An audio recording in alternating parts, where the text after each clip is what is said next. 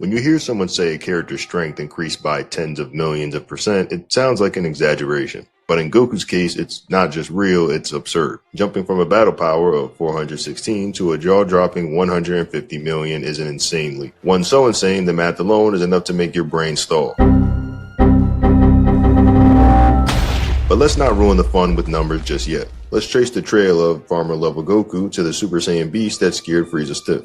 Our first taste of the new power ceiling comes in the form of Raditz, an arrogant space warrior who just so happens to be Goku's long-lost brother. This isn't some nice family reunion though. Raditz shows up, laughs off Piccolo's most vicious blast like he got hit with a hairdryer, and proceeds to casually tank techniques from two of Earth's best fighters. Mind you, Piccolo at this point is strong enough to give Kami a serious run for his money, yet Raditz barely flinches. Mind you, Piccolo, not too long after defeating Raditz, blew up a moon casually with ease, and Raditz is still dwarfing his power. He knocks Krillin unconscious with just his tail, not a punch or a ki blast, a literal backhand with his tail. And somehow that's still not the most insane thing about him. Raditz makes a bold claim. Had Goku not suffered a head injury as a baby, he would have turned Earth into ash in a few years. Whether that's true or just Saiyan posturing, the gap between Raditz and everyone else is undeniable. Goku, even after removing his weighted training, hits a power level of 416. But Raditz, he sits comfortably at 1500 and claims he's not even trying. This matches up with what Raditz later says, mistaking his power level for 1200 due to Raditz not revealing his full strength right away. What's even crazier is how Raditz seems to believe that even if Goku had matched his power level exactly, he'd still win. But what's clear is that Raditz is confident, and he's got the experience edge regardless. Goku and Piccolo can't touch him. He's too fast, too strong, and too cocky. Then comes in the wild card, which is Gohan. The tiny half Saiyan explodes with a power level of 1300 in a blind rage, smashing right through Raditz's armor ribs like it's made of paper. That sudden burst changes everything. It gives Goku the opening he needs to lock Raditz in place, sacrificing himself so Piccolo can land the final blow. A move that ends with the infamous special beam cannon tearing right through both of them. For the first time in the series, Goku is dead. From there, Goku's training hits an entirely different level. When he arrives at King Kai's world, he finds himself battling gravity 10 times stronger than Earth's. Just walking it is a challenge, let alone fighting. Bubbles, King Kai's monkey companion, becomes his first test, and it takes Goku a while to land a tag on the little guy. But when he finally does, it's clear he's already surpassed his previous limits. King Kai even drops the bombshell. The training Goku is undergoing is so intense, it's the equivalent of thousands of years worth of training crammed into over 5 months. In reality, Goku only spends about 40 days, but training, by the end of it, he's not just stronger, he's on a completely different scale. Whatever level he was at before, it's been left in the complete dust. And this is just the beginning. While training under King Kai, Goku's progression skyrockets. One of the most dangerous techniques he learns is the Spirit Bomb, a move King Kai himself warns could obliterate the planet if misused. The single warning makes it very clear. Goku at this point is more than capable of operating at planetary levels of power when focused. Even more interestingly, King Kai comments on Goku's limitless potential. It's not just a compliment either, it's a statement about Goku's trajectory. Starting at a power level of 416 and then later being at 8,000 shows an insane jump in Goku's power. After a compressed training regimen due to his time constraints, Goku rockets down Snake Way at a pace that shocks even King Kai, who originally estimated a 2-day sprint. Goku does it even faster. And this isn't Goku at full throttle either. He's still holding back. When he shows up to the battlefield against the Saiyans, he's clearly suppressing his energy until he faces them directly, where he powers up to a measured 8,000. Now let's talk scale. Nappa, the hulking Saiyan elite, unleashes a technique dubbed the Giant Storm. It's not just a big boom, this attack explodes across the surface in a blast so wide it's visible from orbit. That's continental or higher levels of destruction. Tien's desperate tri-beam fails to put Nappa down, even though it's vastly more potent than the standard Kamehameha. It actually kills Tien in the process, yet Nappa just brushes it off. It takes Krillin's Kienzan to nearly decapacitate him, which shows the sheer cutting force of the technique, even against someone far superior in raw strength. Still, Goku outclasses all of them. At 8,000, he casually overpowers Nappa, a fighter ranked at 4,000. He literally yells away one of Nappa's attacks and counters with a Ki.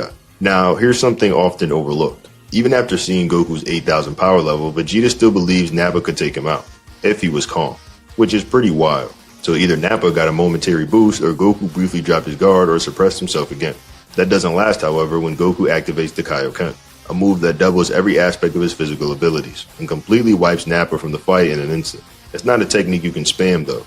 Goku explains it takes precise ki control. For a brief moment, you push your entire power past its natural limit. Power, speed, perception, and all of its surges. And that multiplier isn't just theoretical. With Kaioken times 2, Goku's power rockets to 16,000.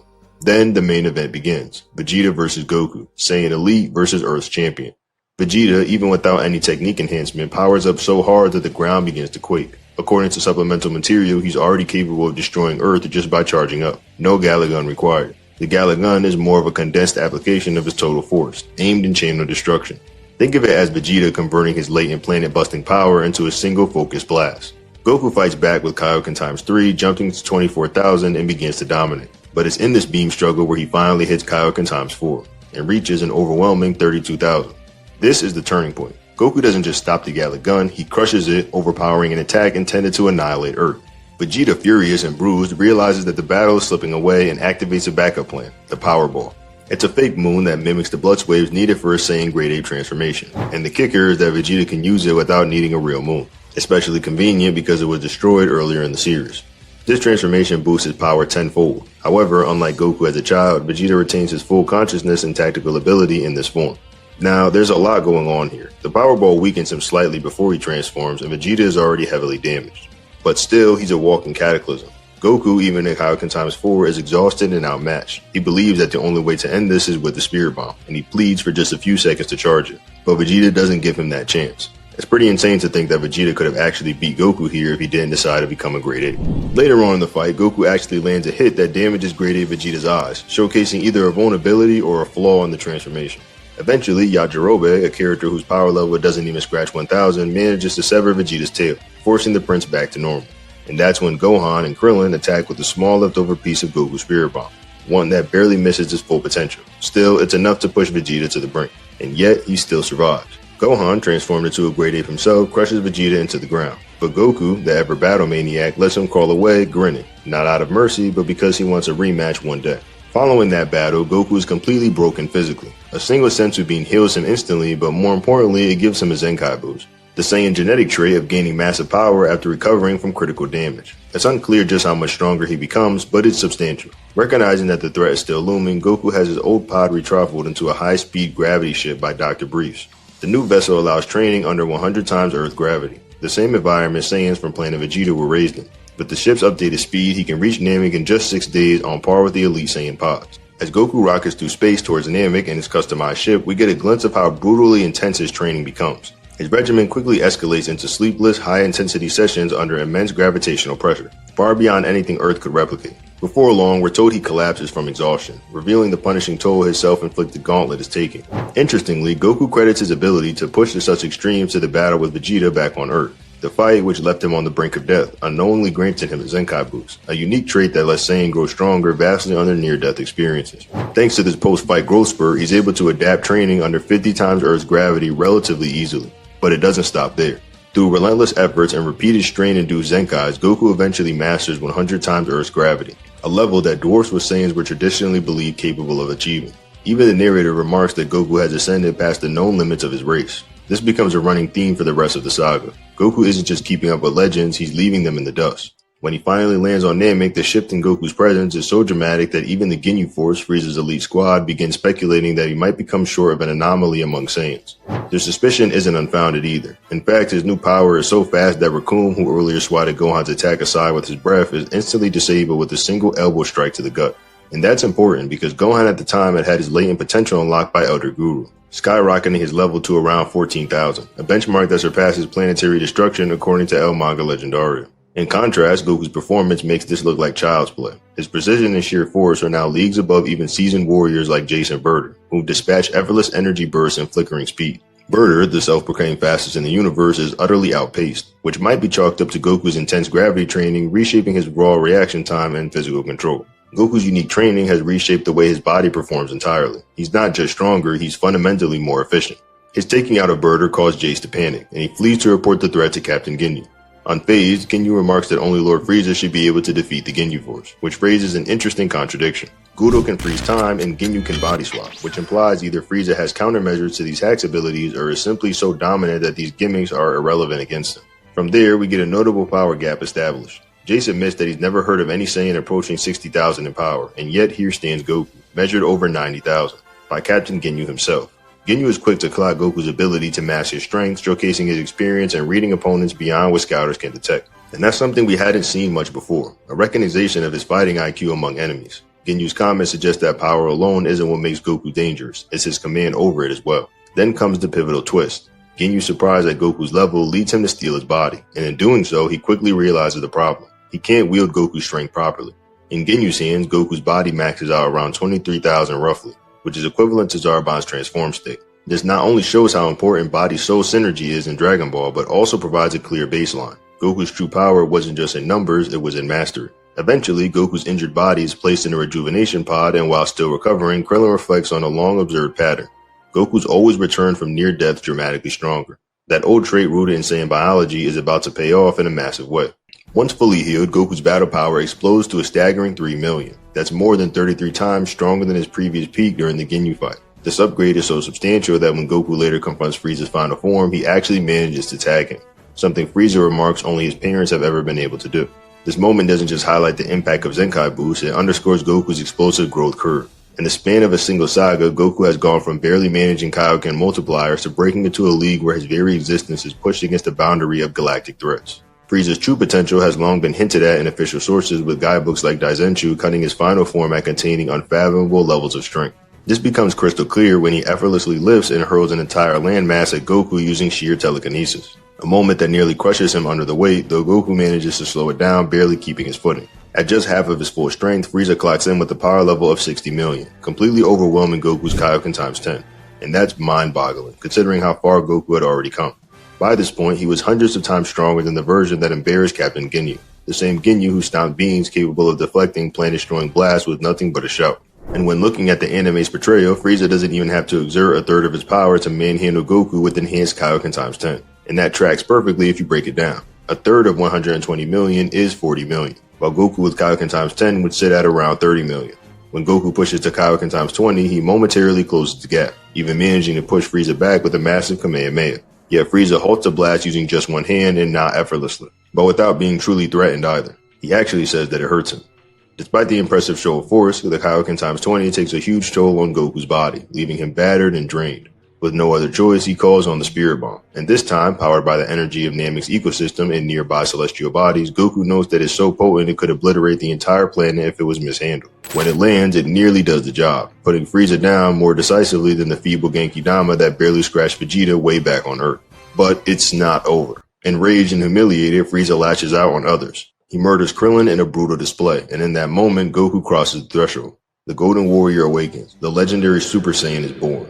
Most fans agree that this transformation boosts Goku's strength 50-fold according to Daizenshuu 7, and his power skyrockets to 150 million. And that tracks with what we know. His base was far beyond his prior versions, and the 50 times boost makes the Super Saiyan variant capable of devastation on a cosmic scale. Interestingly, Frieza doesn't immediately destroy Namek after becoming desperate. Instead, he launches an attack at his core and pretends to be confused when the planet doesn't blow up right away.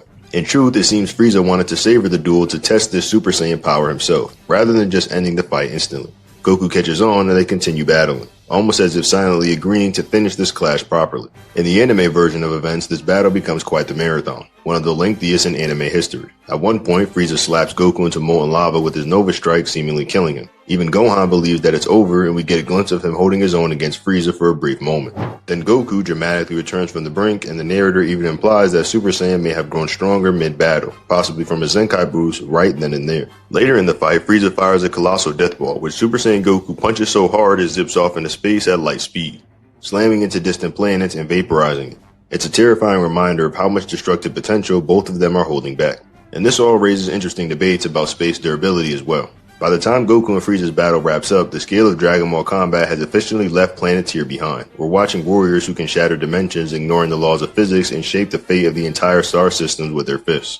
Frieza's final stand on Namek is a perfect example of how strength alone doesn't make someone the better fighter. Even after pushing Goku to transform into a Super Saiyan, Frieza holds his own surprisingly well, at least for a decent time. The battle turns more psychological than physical once Frieza begins to burn through his energy reserves. Despite initially matching Goku blow for blow, it becomes apparent that the Emperor's power is rapidly deteriorating. One of the more underappreciated aspects of the fight is Frieza's Death Saucer technique. Unlike Krillin's Destructo Disc, Frieza demonstrates incredible precision and control over this version, steering it mid-fight as if he's piloting it with his thoughts. It's a great example of just how redefined his key manipulation is, but even with such finesse, it all crumbles back to his lack of stamina and foresight. Goku, even in his base form, is able to dodge these discs, which is a subtle but telling sign that Frieza's power had dropped so far that he was no longer a real threat. Eventually, Frieza ends up cutting himself with his own technique, a brutal irony that underscores how his arrogance and desperation outpaced his awareness. In a rare moment of compassion, Goku tosses him some energy, offering a chance at redemption. That act alone speaks volumes about Goku's character, especially considering that he knew he still had plenty of strength left if Frieza made the wrong choice. And of course, he does. He turns on Goku once more, only to be met with one of the most iconic finishing moves in anime history, a point-blank energy wave that erases him in spectacular fashion. And let's not ignore the explosive finale, literally. Namek's destruction is visually dramatic in the anime, with the entire planet erupting in a blast that's so massive it's shown from what looks like interstellar space. While some fans argue whether this is symbolic or a literal depiction, it doesn't change how wild it is that Frieza survives the aftermath. If that detonation was even remotely close to what is portrayed, surviving it adds another layer of absurd durability to his character. The real question becomes, was Goku going full power the entire time as a Super Saiyan, or was he holding back once he realized Frieza was running out of gas? Given how easily he reacts in base later on, it's very likely that Goku was showing some restraint once he realized that the fight had become one-sided. Either way, the fight ends with poetic justice. Frieza's ego leads to his downfall, while Goku walks away with the high ground morally and literally. Goku started the arc at around 416 and then later was at 150 million.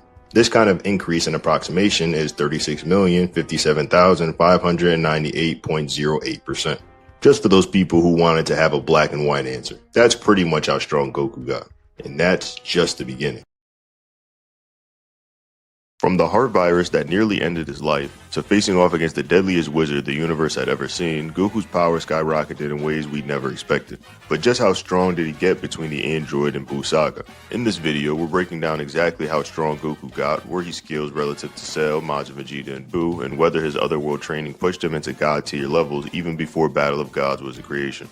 If you enjoy conversations like this and want to take part in deeper Dragon Ball discussions, I highly encourage you to join the Dragon Ball HQ Discord server, link below in the description. We'll be diving into this topic and more over there. Now without further ado, let's begin. The arc kicks off with a dramatic entrance. Frieza is alive, now modified with cybernetics, and he's not alone. Accompanied by his father King Cold, the tyrant returns to Earth under the impression that Goku won't stand a chance. Cold even mocks Earth as a mere speck that they could wipe out without any effort. Confident in his rebuilt form, Frieza dismisses the need for teamwork, thinking he can eliminate Goku solo this time. But their arrogance meets reality fast. A mysterious youth from the future arrives, Trunks, and he isn't impressed. Without breaking a sweat, he eradicates both Frieza and King Cold. In fact, in the anime, when Frieza unleashes another supernova-style attack at Trunks, the teen stops it barehanded. According to the guides, the attack was over 10 times stronger than the blast that annihilated Namek. Interestingly, in the original timeline, it's not Trunks who stops them, but Goku. Having returned from his time on the planet Yardrat, Goku is more than capable of handling both King Cold and Frieza at the same time. We even find out that Goku is planning to kill Frieza this time with no mercy. Shortly after, Trunks decides to test Goku by attacking him as a Super Saiyan. Goku famously blocks all of Trunks' sword strikes with just one finger, though he points out that Trunks was still not going all out. Despite this, Trunks is blown away by just how strong Goku's finger is alone, comparing its durability to being greater than that of beings who can survive planetary devastation. That moment really illustrates how far Goku has come, thanks to his mysterious Yardrat training that also gave him instant transmission, a technique allowing near instant teleportation across space. Fast forward to the android threat. Goku steps up against Android 19 in his Super Saiyan form, but is quickly overwhelmed, not because of power but due to the heart virus, and begins to cripple him mid-fight. Despite the illness, Goku is still vastly superior in raw power, even multiplying Android 19's strength. But Piccolo critiques him harshly, saying his form and strikes seem sluggish and imprecise. This is telling, especially when even Tien can't detect anything wrong with Goku's performance at first glance. Still, Android 19 is able to absorb his energy and survive for a bit, something that wouldn't be possible if Goku were fighting at 100%. Later, Piccolo mops the floor with Android 20, who is stated to be even stronger than 19, which makes his evaluation of Goku's power pretty credible. Meanwhile, Vegeta, freshly transformed into a Super Saiyan himself, obliterates Android 19 with ease and scoffs at the android's reputation. This version of Vegeta, according to Piccolo, has even surpassed Goku at full strength, which is noteworthy considering Goku's previous dominance. By this point, it's clear that Goku had been holding back, prioritizing Gohan and Piccolo's development. This reflects Goku's growing awareness that he might not be around forever and needs others to step up. There's a strong implication that Goku, even while sick, remains more powerful than both Gohan and Piccolo. Two warriors brought along because they were expected to be useful against the androids. That expectation only makes sense if they become relevant to foes far stronger than Namek-era Super Saiyan Goku. If you stack the numbers in training, especially considering Goku's 3 years of preparation and intense post-Frieza improvement, he's likely over 50 times stronger than his Namek self. This may also apply to Gohan after he reaches Super Saiyan during the Time Chamber sessions. Don't forget that Goku's training on Yardrat, later shown to be ridiculously valuable in Dragon Ball Super, was never just about learning teleportation. It likely pushed him to a whole new level even before he returned to Earth. Another interesting feat, Frieza, in his cybernetic form, tosses out an attack far beyond the one he used on Namek. Yet Goku or Trunks, depending on the timeline, neutralizes it effortlessly. And when Goku blocks Trunks' sword using a single finger, it's made clear that any attack powerful enough to obliterate worlds is useless against him at this stage. After Goku's fight with the virus sidelines him, time passes. Piccolo merges with Kami, amplifying his own strength massively. Meanwhile, the androids in the present timeline turn out to be stronger than the ones Trunks remembered. At least according to Trunks. But when Goku returns later, he manages to outmaneuver semi-perfect Cell with instant transmission, catching him completely off guard. This is important not just in terms of skill, but because Cell openly admits that Goku in his current state would be unable to beat him. There's no real evidence suggesting Goku got his Zenkai from his illness, as Saiyans don't seem to power up from disease, but his training continues. Goku and Gohan spend time in the hyperbolic time chamber, where a year passes in a single day. Inside, Gohan unlocks Super Saiyan and Goku advances to both grade 2 and 3. However, he quickly realizes that those aren't the answer. Instead, he focuses on redefining the basic Super Saiyan state until it becomes second nature, essentially building the foundation of what will later be called Super Saiyan Full Power, or Grade 4. Something that's often overlooked is the distinction between the various Super Saiyan grades that Goku and Trunks explored in the hyperbolic time chamber. Grade 2, for example, enhances both raw strength and speed, unlike Grade 3, which bulks up the user significantly but at the cost of their mobility. This ends up being a crucial factor when Goku and Gohan wrap up their intense training ahead of schedule and exit the time chamber, allowing Vegeta and Piccolo to take their turn. But before that, Goku demonstrates a portion of his power to Korin beneath Kami's lookout, and the sheer force of it visibly unsettles Vegeta. At this current stage, Goku and Gohan have transitioned into what fans call the Master Super Saiyan form, technically known as Grade 4. Unlike earlier transformations, this state allows the user to maintain the Super Saiyan form passively, as though it were their natural base. Normally, holding Super Saiyan would be a massive drain on stamina, but Grade 4 eliminates most of that strain, making the transformation vastly more efficient and sustainable. According to a Spanish DBZ guidebook published by Norma Editorial, this advanced version of the form boosts not just strength and speed, but also agility, essentially making it superior in every category compared to the earlier grades. This is likely why Goku managed to leap ahead of Vegeta in power despite spending less time in the chamber. He outright tells Vegeta that he's progressed far beyond him, and he isn't bluffing. Once Cell reaches his perfect form in the anime, he displays an absurd level of durability. For instance, he completely shrugs off a Destructo Disc to the neck and doesn't react at all to Trunks' Grade 2 flurry of punches. Meanwhile, Goku spends most of his post-training downtime doing everyday things like driving, something that could either be attributed to off-screen filler or he learned during the slice-of-life moments we didn't get to see. The real test of Goku's newfound strength comes at the Cell games. Now fully stabilized in his Master Super Saiyan form, Goku takes on Perfect Cell head-to-head. To the rest of the Z fighters, just sensing half of Goku's power is overwhelming. At full strength, there's no competition. Even Cell comments that no fair comparison can be made between Goku and the other warriors. They simply are on the same plane of existence. Fights at this stage are so high stakes that stray blasts could annihilate the Earth without even directly targeting it. This forces Goku to intervene mid-battle and deflect one of Cell's stray attacks into the sky, something Cell had anticipated. One of Goku's major moments in this battle is his Warp Kamehameha, where he vanishes and reappears right in front of Cell, blasting him at point-blank range with enough force to obliterate a planet. It tears Cell in half, but due to the android components inside him, including an infinite energy source and regenerative capabilities, he simply reforms. Daizenshu reveals that Cell uses a barrier similar to Android 17's, which we know requires roughly twice the ki of the oncoming attack to block effectively. So when Cell tanks Goku's barrage using that technique, it implies he had a massive power buffer, easily exceeding Goku's exhausted state. This would also explain how Cell is able to create several Cell Juniors, each rivaling the power of Grade 2 Vegeta, without any noticeable dip in his energy. Cell's regeneration is more efficient than in the Namekians. While Piccolo and others weaken when regenerating, Cell seems to come back even stronger after rebuilding his body, especially after his self-destruction. Goku even speculates that Cell deliberately let him eat a senzu bean during their fight, but didn't care to take one himself, likely because it wouldn't have impacted his performance in any way. When the Cell Juniors are unleashed, Goku is already too exhausted to hold his ground. Despite still maintaining his Super Saiyan form, he's battered to the point of collapse and becomes helpless against the multi-cells. Ultimately, he sacrifices himself to prevent further destruction when Cell attempts to blow himself up. His death, however, isn't the end of his impact. Even from the Otherworld, Goku supports Gohan spiritually during the final clash, and it's explicitly stated that Gohan only wins this because of his father's guidance. Despite Goku no longer being among the living, the moment cements Goku's importance in the arc even though he no longer scales to Cell or Gohan's new Super Saiyan 2 power. At least, not yet. A rough estimate for Goku's power during the Android Saga would be around a multi-star level, or low solar system level if you highball him. Shifting focus to the Otherworld Saga, we step into a portion of the anime exclusivity to Dragon Ball Z. This arc begins after Goku's death as he and a warrior from the Western Galaxy, Pikkon, are tasked by the Kaz with handling unrest in the afterlife. Several fans have speculated that Goku and Pikkon traveled through celestial regions, possibly even traversing a space comparable to the scale of Hell or the universe itself in mere moments on their way to Hell, which at this time would grant Goku infinite speed. There, they confront a group of familiar villains, the Ginyu Force, King Cold, Frieza, and even the post-self-destruction form of Cell. Remarkably, Goku in his base state annihilates the Ginyu Force, which stuns Frieza, highlighting how far Goku's strength has come even outside of Super Saiyan. This could imply the Ginyu Force themselves are more formidable than they were back on Namek, given how easily Goku brushes them aside again. The real shock comes when Pikkon steps in. Despite wearing weighted clothing, he dispatches Super Perfect Cell with essentially one blow, then immediately proceeds to overwhelm Frieza and King Cold in quick succession. This level of dominance, especially given Cell's regeneration and durable nature in the afterlife, makes a strong case that Pikkon is operating on a completely different level. Some argue that Cell was merely caught off guard, but even so, landing a clean knockout on such a tough opponent, especially one with immortal stamina, is far from trivial. It suggests that Pikkon's power was immense, especially when you consider that Cell's ambitions were ended in a single exchange.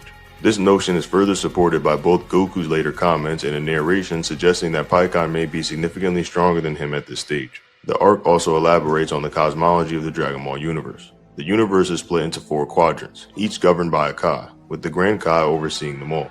The tournament that follows gives us a better stance of how Goku stacks up in this realm of warriors.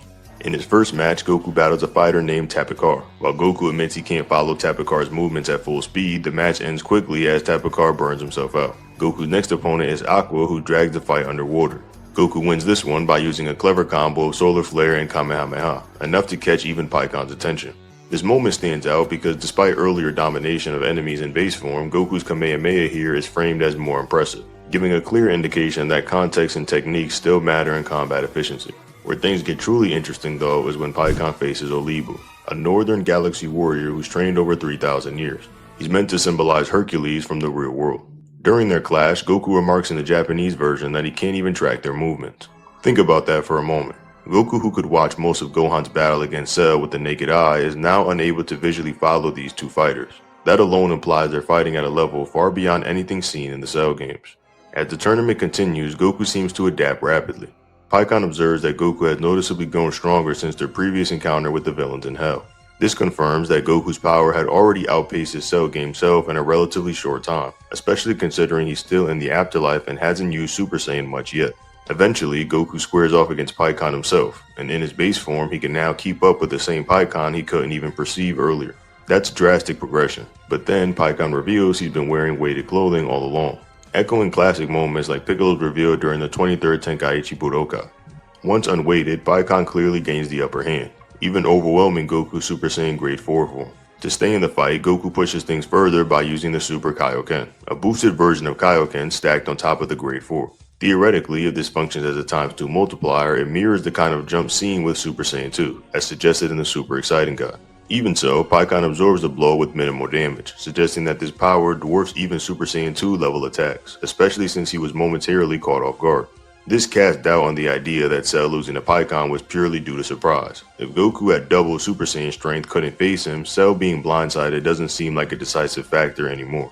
The match ends with Goku using instant transmission in combination with Kamehameha to ring Pikkon out. And in this case, he wins via tactics, not by overwhelming force. Still, the outcome doesn't determine Pikkon's raw power. To put the debate to rest, a statement from Extreme Battle Collection 2 seals the deal. The guide refers to Pikkon as an opponent stronger than Cell, an enemy Goku bravely challenges. It also reiterates that Cell, having regained all his strength in the afterlife, had his ambitions crushed instantly by Pikkon. There's little room for interpretation. Pikkon stands firmly above Super Perfect Cell in this arc. Following the conclusion of the Otherworld Tournament, we're given a surprisingly clear power hierarchy that tends to be glossed over by fans. Not only does Cell make a dramatic return with claims of being stronger than ever, but he's effortlessly dismissed by Pikkon, highlighting that Pikkon, and by implication Goku during this arc, have surpassed even Super Perfect Cell. That places anime Goku comfortably at or above Cell level before the Buu Saga even kicks off, and in his base form at that. Fast forward 7 years later, and the Earth situation has changed. Goku's new son, Goten, is introduced. Gohan has been turned into a teenager, and Vegeta has done what he always does. During this stretch, we see an infamous moment where Goku is seemingly overwhelmed by 10 tons of weight on each limb. Keep in mind that this is happening under 10 times gravity, so the pressure is immense, closer to 400 tons. Still, once he transforms into a Super Saiyan, he lifts it with ease, reaffirming how absurdly strong he's become. While it's true that the manga and anime handle these feats differently, anime Goku is often given scenes that suggest a greater level of raw physical strength. As the 25th World Tournament is announced, Goku is permitted to return to Earth temporarily. Despite restrictions on using Super Saiyan, Vegeta believes he could win the tournament outright, even though he'll be facing the likes of Kami-fused Piccolo along with Android 18 and others. While this might sound like classic Saiyan pride, it's not entirely unfounded. Goku, on the other hand, seems genuinely impressed by the potential of Goten and Trunks, two children who may have already rivaled or surpassed the base level Gohan from the Cell games. Now, even though that sounds outlandish, it's not without any basis. Goten and Trunks are often shown wielding power that matches Gohan's younger self. Some fans argue that they haven't mastered the advanced stages of Super Saiyan like Grade 4, but their casual use of the form suggests otherwise. Gohan's strength during the Cell arc, particularly his Super Saiyan 2 transformation, was massively amplified by emotion. The guides even say as much. His Super Saiyan 2 then was fueled by fury, something that can't easily be accessed anymore. By the time he fights Dabura, Gohan's powers have dulled, and while he shows flashes of potential, he struggles to reach his past peak. Meanwhile, Goku crosses paths with the Supreme Kai, a divine being whose energy Goku can't even initially detect due to the godly nature of his ki. Despite that, Goku doesn't seem intimidated and even suggests he might not win the tournament outright, though not out of fear of the Kai. Supreme Kai himself notes that he isn't confident he could beat Goku, an important comment considering Kai is said in some material to be comparable to Goku from the Cell era. However, this interaction mainly showcases that neither party fully understands the other's limits yet. But it's crazy to think that Goku in his base form would probably be able to beat the Supreme Kai, who should be Super Saiyan Cell Games level. But when you consider how base Goku scaled to Super Perfect Cell, it's not really that outlandish. The situation escalates when Dabura appears and turns Piccolo and Krillin to stone. Supreme Kai panics, claiming that Dabura needs to be taken down immediately. What's truly insane here is Goku's calm reaction, as he actually says Dabura shouldn't be a problem. This becomes even more noteworthy when Goku adds that Dabura is around Cell's level. Vegeta doesn't contradict this either. If anything, he agrees, implying that both Saiyans believe that Cell tier threats are not manageable even without needing their full strength. Given how casually they handle these threats, it's entirely possible that they could have handled Dabura in base form or just regular Super Saiyan. This trend continues with Pui Pui, yet another one of Babidi's henchmen. Supreme Kai initially believes that the fighters need to work together to stand a chance. Yet Vegeta in base absolutely incinerates Pui Pui without any effort. This moment leaves Supreme Kai stunned. He clearly has no clue how strong Goku and Vegeta had become. And when we remember what Goku did during the Otherworld arc, it becomes even more apparent that both Saiyans have reached ridiculous levels of power, even outside of Super Saiyan 2. While some have dismissed these feats by suggesting Supreme Kai is just clueless, his reactions are consistent with how much stronger the Z fighters have grown. Dabura, meanwhile, does have some credibility. He's shown going toe-to-toe with Super Saiyan 2 Gohan, although some sources argue he's a little weaker. However, his magic compensates for that gap. Plus, it's mentioned in the anime that Gohan's power increases after he's healed by Kibito, suggesting that Gohan who fights Dabura is stronger than the one who performed in front of Kibito. Both Goku and Vegeta continue to treat Dabura as a joke. Vegeta even says that the only thing to worry about is avoiding his spit attack, showing again that neither of them considers Dabura a serious threat in terms of raw power. Babidi's key measurement system, Kiri, is introduced here. Goku's energy is measured at 3000 while Yakon sits at 800. Supposedly, it takes 2 to 300 Kiri to destroy a planet, so even while heavily suppressed, Goku clocks in at more than 10 times planetary destruction level, but we know that when Cell is at a solar system level and Goku is scaling above that. So this measurement system is likely simplistic and inconsistent with actual combat strength. At one point, Vegeta remarks that he believes he surpassed Gohan, though he admits uncertainty about how strong Gohan could get if enraged. That's consistent with Goku's own belief, that Gohan still has the highest potential among them if pushed emotionally. This also shows you the different levels between Gohan and Cell. If Dabura is supposed to be on Cell's level or above it, and Vegeta is confident that he could beat him, this means that Vegeta has surpassed Super Perfect Cell in his Super Saiyan 2 form, and possibly Gohan, but not Enraged Gohan, since Enraged Gohan is much stronger than Cell, whereas Super Saiyan 2 Gohan would just be stronger than Cell. Eventually, the legendary showdown between Goku and Majin Vegeta kicks off. When Babidi possesses Vegeta, it's stated that the transformation draws out his full latent power. Some even joke that Majin Vegeta is essentially Super Saiyan 3 without the hair because that's the same phrasing used to describe Super Saiyan 3, bringing out your maximum potential. Regardless, Goku and Vegeta are portrayed as equals in their clash, and there's an old argument that Goku's dead body gives him extra stamina or durability. But that's easily countered by how Babidi's magic alters Vegeta's psychology in weird ways as well. For example, Spopovich gets his neck broken and shrugs it off. Majins clearly don't function like normal beings. In the Dragon Ball universe, there are unique physical distinctions that blur the lines of typical damage endurance. For instance, individuals resurrected in the afterlife or transformed by dark sorcery like Majinized fighters often lose conventional pain responses. King Kai once explained that long-term residents of the afterlife eventually stop registering pain, and we see characters like Spopovich remain unfazed by brutal damage. This leads to the implication that whether you're a dead fighter or a Majin creation, the ability to feel pain becomes irrelevant, and thus not a deciding factor in battle efficiency. When comparing raw strength, Vegeta makes a compelling statement during the Buu Saga. He acknowledges that Goku has not only surpassed Gohan in the present, but even the Gohan who annihilated Cell, a version of Gohan overwhelming with Super Saiyan 2 rage. This places Goku and Vegeta's power into well cosmic tier levels, possibly beyond solar system destruction. Even when you ignore the more speculative scaling from the anime-exclusive Pikkon arc, Goku's resistance to Babidi's mind control implies he's so strong-willed or perhaps pure of heart that the manipulation doesn't work at all. Vegeta, though susceptible due to inner turmoil, only falls under the spell voluntarily, showing just how advanced his power must be to resist it initially. During their Majin showdown, Goku and Vegeta engage in a blitz speed duel that's so intense, Goten and Trunks, despite flying towards them, simply can't catch up. And it's not because Goku and Vegeta are fleeing, but because their battle occurs at a scale that younger generations can't even perceive or reach yet. In a rare moment of pride set aside, Vegeta calls Goku a natural-born genius, further highlighting their mutual growth. The clash between these two warriors unleashes enough energy to waken Majin Buu. Shortly after Dapper reveals his true demonic strength and is defeated within seconds, Gohan is similarly overwhelmed by Buu's initial onslaught. Interestingly, when Buu first appears, Vegeta actually performs decently, enough to hurt him early on, though Buu quickly evolves beyond Vegeta's reach. Later, Goten and Trunks display their power to Goku, which shocks Piccolo, suggesting that both boys have been suppressing their strength during the tournament matches against the Android 18. Yet, even with that increase, Goku remains unimpressed, hinting that he's operating on a completely different level now. To buy the world time, Goku unveils Super Saiyan 3. The transformation is so potent that it shakes the entire Earth and sends shockwaves beyond the mortal plane. Later, when Kid Buu arrives, Goku notes that he could have finished Fat Buu off easily using Super Saiyan 3. This same Buu had previously survived Vegeta's final explosion, and was strong enough to defeat Cell tier enemies and one-shot Gohan. Goku even deflects a blast from Buu that accidentally destroys a large chunk of Earth, which he redirects with casual effort. Interestingly, Goku holds back, not out of mercy, but because he believes the next generation deserves a chance to defend the world. In supplementary material, Super Saiyan 3 is described as drawing out the full potential of a Saiyan and is noted to be over 4 times stronger than Super Saiyan 2. While Super Saiyan 1 is directly linked to a 50 times increase in battle power, the language for Super Saiyan 2 and 3 shifts to general strength, implying that multipliers may not scale linearly anymore, and that raw stats might be getting abstract at these levels. Moreover, Super Saiyan 3 Goku's ki output is so vast that it's detectable from the sacred world of the Kais, a realm beyond the universe's structure, completely outside of the macrocosm. At the same time, Buu is described in early material as not quite a galaxy destroyer, due to his immature personality, but eventually evolves into a being with enough destructive capability to fit that title after fusing with Great Buu. While Gohan trains in the sacred realm, Goku casually lifts an unimaginable dense material said to be harder than anything in the universe, something that's possibly even heavier than neutron star matter. If hardness correlates to weight, this is even more impressive given how heavy the Z-Sword is for Goku to wield, yet Gohan swings it effortlessly, reinforcing the idea that Gohan might have surpassed Goku in raw strength at this point. And yet, Goku still expresses doubt that Z-Sword Gohan could actually beat Buu.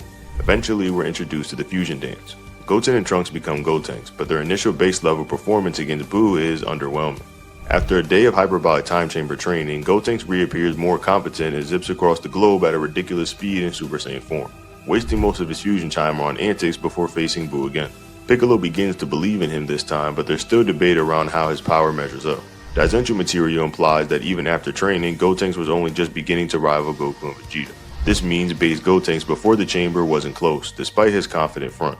Taking fusion mechanics into account, typically described as a multiplication of the two fighters' power, Gotenks should be crazy strong. But again, Vegeta and Goku appear to be even stronger, especially if you interpret Daizenshuu statements strictly. This also raises the insane possibility that a post-7-year training Goku in the afterlife could defeat a Cell Saga Gogeta. Additional guidebooks and GT Perfect files compare fusion and Potara earrings, suggesting Potara is slightly more efficient. However, both of them are said to result in dozens upon dozens of times in terms of power. A vague estimate clearly meant to keep things flexible. Backing this up, when Grey Buu, just a fragment of Fat Buu, emerges, Piccolo in the anime considers him more dangerous than Gotenks. Meanwhile, Goku as Super Saiyan 3 surpasses the entire fusion of Grey and Fat Buu combined. Both he and the evolved Buu have ki that resonates in the Supreme Kai realm, something never directly said about Gotenks at any point. After more time chamber training, Gotenks unlocks Super Saiyan 3 and seems capable of challenging Buu seriously. In fact, El Manga Legendario asserts that Gotenks could have beaten Buu outright had his fusion timer not expired. Piccolo's belief in Gotenks at this stage feels more genuine than before, suggesting he actually reached that threshold. Then comes Gohan's awakening. Goku admits Gohan's new strength defies what he thought was even possible. Gohan easily crushes Super Buu in combat. Trunks, usually prone to exaggeration, sincerely admits Gohan is stronger than Gotenks, a rare grounded statement from a very excitable character. Eventually, Buu absorbs Gotenks and becomes a nightmare-level threat. Despite this, Goku in base form cuts Buu in half with the Destructo Disc.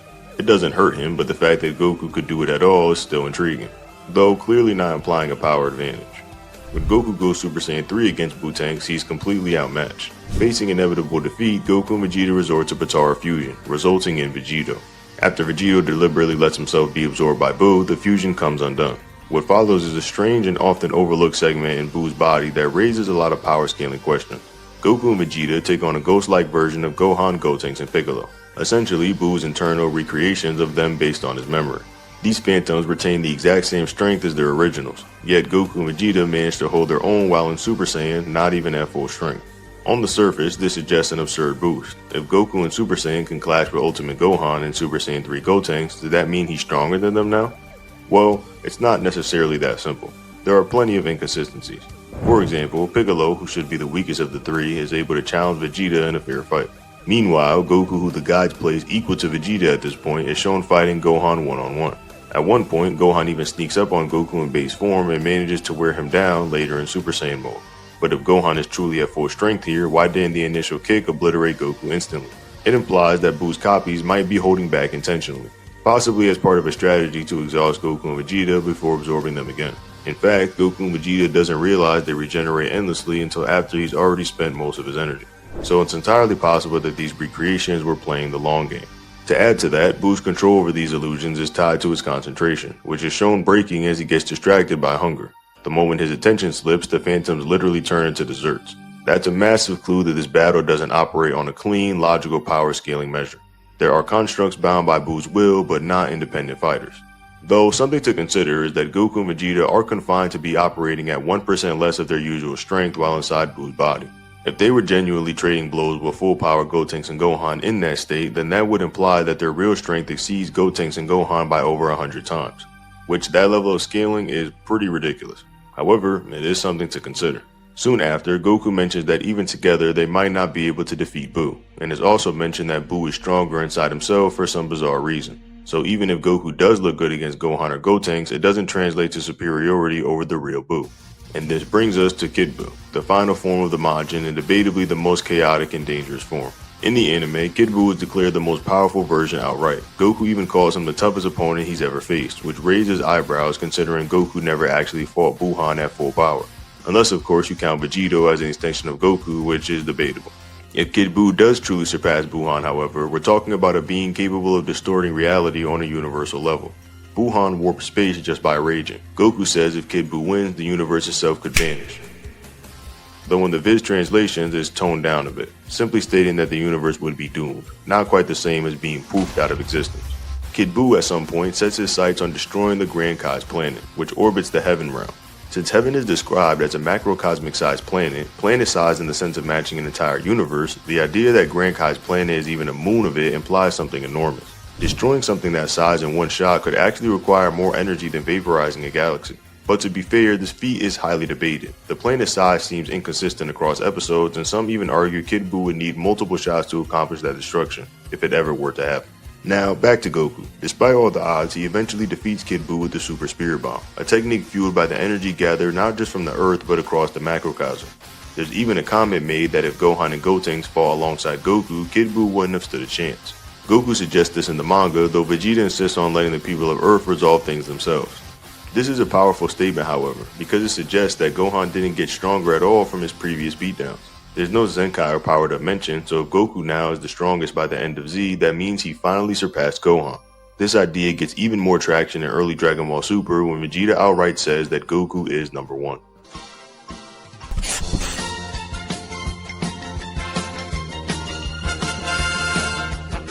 Beerus doesn't get introduced with some flashy speech or slow build-up. He shows us who he is right away. In one of the coldest entrances in the franchise, he casually taps a planet and splits it in half because he wasn't impressed with the species living there. That one gesture speaks volumes. The kind of skill he operates on, the effortless cruelty of his title, and just how ridiculous his destructive energy actually is. In fact, the eruptions of force he causes in distant systems are visible from Earth, which not only highlights the scope of his power, but also raises questions about just how quickly energy and light travel in Dragon Ball. Meanwhile, Goku's training takes a unique turn in the Super manga compared to the anime. Instead of just brute practice, he's shown running visual training, mentally sparring with legendary foes. In these simulations, he doesn't just win, he embarrasses his opponent. Frieza drops to a single hand tap and Perfect Cell is torn apart by one casual punch. Goku even toys with Kid Buu for a bit until the exercise cuts off, denying us a chance to see him fight Kid Buu. In this imagined scenario, still, Kid Buu's expression as Goku rushes him in base Super Saiyan is telling. He looks ready, confident even, which makes you wonder how far Goku had gone if the training had continued. But Dragon Ball Super doesn't just give us gods and mental battles, it throws some bizarre curveballs.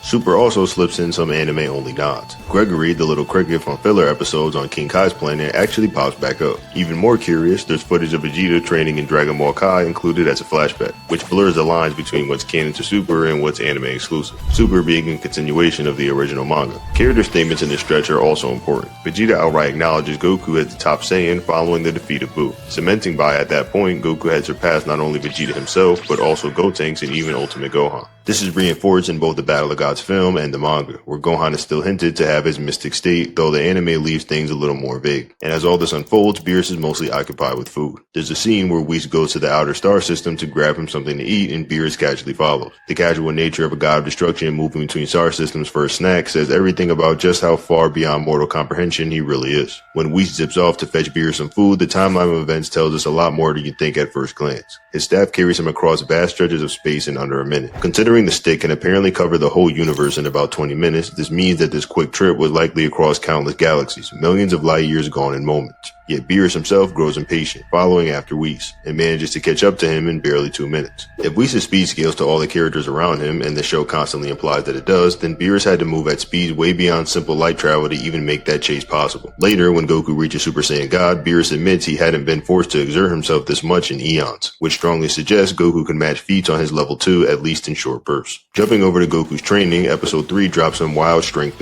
He fires a Kamehameha directly at himself, catches it, and then overpowers his own attack. Which sounds absurd until you realize Ki blasts in Dragon Ball are often output stronger than the user's raw power, meaning Goku's literal training by fighting something stronger than himself and forcing his body to adapt to it. It's not only creative, it doubles as a durability flex, showing how he can survive punishment from beings above his level. Once Beerus finally lands on King Kai's tiny world, King Kai tries to warn Goku that he's dealing with something way out of his league. Supposedly, Beerus could sneeze and launch him across the universe. Goku half believes him, but still, he squares up anyway, starting with Super Saiyan. In the manga version, he's shocked when Beerus casually bats his form aside, which implies Goku already considers Super Saiyan to be at least near Kid Buu's level by this point. The fact that Beerus swats it effortlessly reinforces just how wide the gap really is. The anime layers in some interesting nuance too. When Beerus sees Goku's bulked up grade 4 Super Saiyan, he shrugs it off as a slight power up. But when Super Saiyan 2 enters the picture, Beerus actually seems more interested. A hint that the multiplier from Super Saiyan and Super Saiyan 2 to Super Saiyan 3 aren't as clean cut as fans sometimes assume, especially since Beerus himself never reacts to the base to Super Saiyan jump with the same kind of awe. And then during the fight, we get a flicker, literally of the future. Goku's body begins dodging strikes without him consciously reacting, which Beerus immediately notices. It's an early stage of Ultra Instinct, though neither Goku nor Beerus has the vocabulary for it yet. Beerus even wonders if Goku is some hidden genius, though in reality it's the years of training finally compounding towards something bigger. Of course, none of it's enough. Super Saiyan 3 Goku punches straight through King Kai's planet, a world 10 times Earth's mass and density, yet Beerus treats the whole encounter as a joke.